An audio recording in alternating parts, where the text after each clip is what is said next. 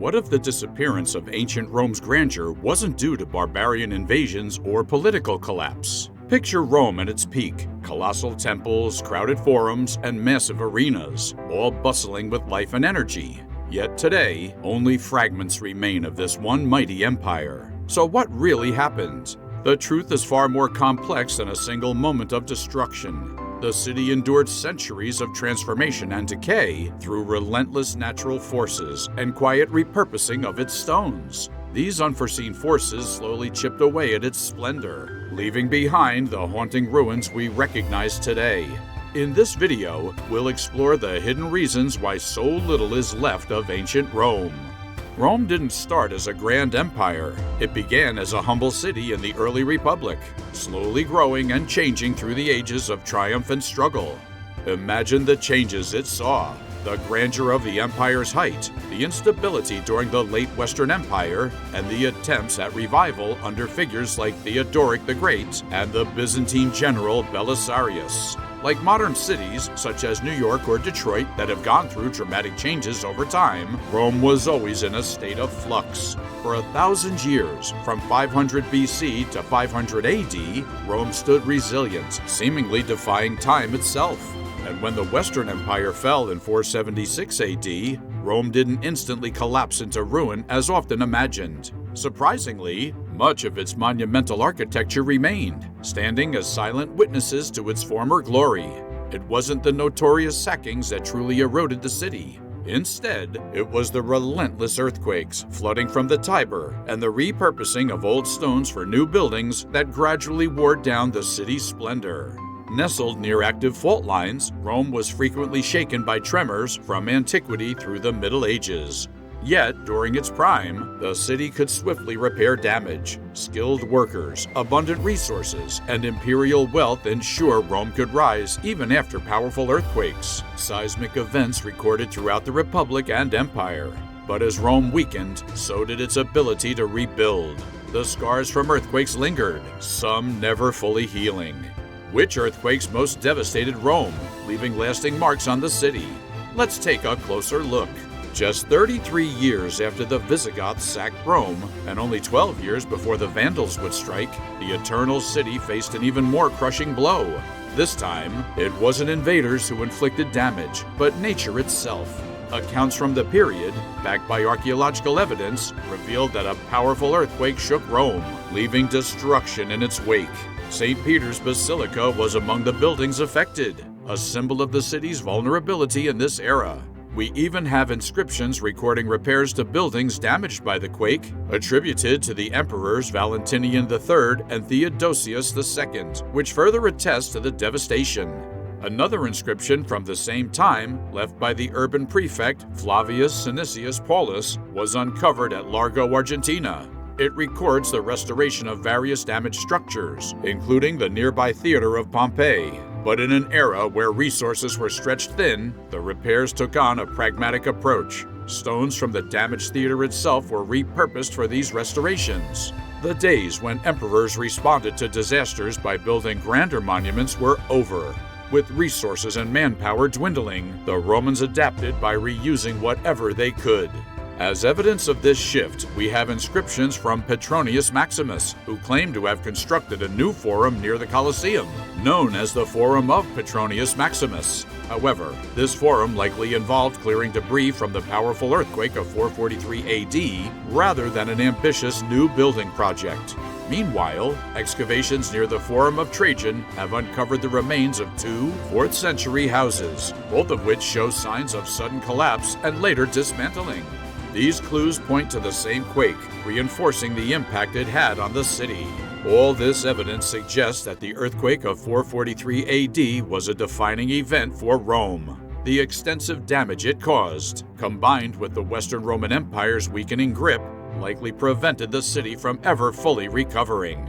In his 2013 paper, historian Paulo Galli suggests that Rome was struck by a significant earthquake in 508 AD. Historical records and archaeological discoveries point to the event's impact on the city's iconic structures. Parts of the Colosseum, for instance, bear evidence of repairs initiated by a Roman official named Marius Manantius Basilius. An inscription left at the site, dating back to 484 AD, indicates that this major quake must have hit sometime after that year. The earthquake didn't spare other landmarks either. The Temple of Mars, Ultor, likely sustained partial collapse, evidenced by a column marked with the name Patricus Decus. Meanwhile, scattered columns at the Temple of Peace, dated to the early 6th century, suggest that they were felled by the quake's force. The nearby palace of Emperor Honorius, built between 410 and 416 along the Aurelian Wall, was also probably damaged or destroyed in the tremor's aftermath. The Pincian Palace, where Belisarius would later establish his headquarters in 536 AD, also shows signs of damage from this earthquake. Notably, between 507 and 511, Theodoric the Great ordered marble from this palace to be sent to Ravenna, hinting at the building's decline. Excavations in the 1930s revealed columns from the Temple of Apollo Sosanius lying where they originally fell, reinforcing the idea of sudden destruction. Rome's response to the earthquake reflected the challenges of the era. When a fallen column blocked a road, instead of clearing it away, city planners simply built the road over the rubble, adapting to their circumstances. The area around Largo Argentina also shows signs of reconstruction from this period, but the repairs were not of the same grandeur that defined the city's golden age. Though the repairs were modest, the city's ancient appearance was largely preserved. Despite limited resources, the people of Rome proved resilient and adaptive, maintaining their connection to the city's storied past. The earthquake of 847 was far more catastrophic than those that had come before it. This event, recorded in both historical texts and modern archaeology, shook Rome to its core. Evidence of the destruction was unearthed centuries later during subway construction, revealing walls, arches, and floors collapsed and shattered from that fateful tremor in the early 9th century. Among the hardest hit was the magnificent Forum of Trajan, once a jewel of Roman architecture. Excavations in 1932 painted a vivid scene of chaos within the Forum of Trajan, with columns toppled and strewn across the grounds, a stark testament to the earthquake's power. Historical records echo this devastation. The late 8th century Einsiedeln itinerary describes the Forum as one of Rome's most stunning sights. Yet, by the early 11th century, only Trajan's column remained, a solitary reminder of a once grand structure now lost. Other iconic buildings bore similar scars. Photographs from excavations in 1899 show that the earthquake had caused the facade of the Basilica Aemilia to collapse, the rubble leaving a lasting record of the disaster. Excavations at the Crypta Balbi, too, revealed a theater complex with vast portions destroyed around the same time. The Basilica of Maxentius, another monumental building, likely suffered severe damage during the quake as well. It's almost haunting to picture Rome around 800 AD. Many ancient temples and monuments still stood as if untouched by time, as described in the Einsiedeln itinerary. But the earthquake of 847 marked a tragic turning point, hastening the decline of these ancient wonders. After the 847 earthquake, Rome's transformation into a medieval city accelerated. It's probably that famed landmarks like the Temple of Jupiter on Capitoline Hill and even the Colosseum were irreparably damaged.